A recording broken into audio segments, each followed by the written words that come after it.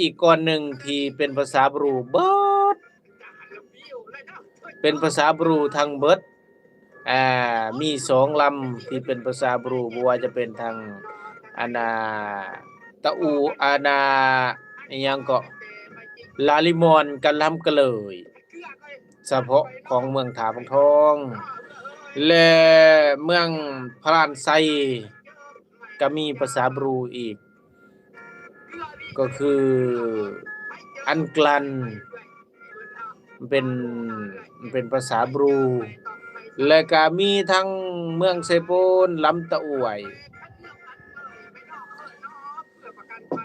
ก็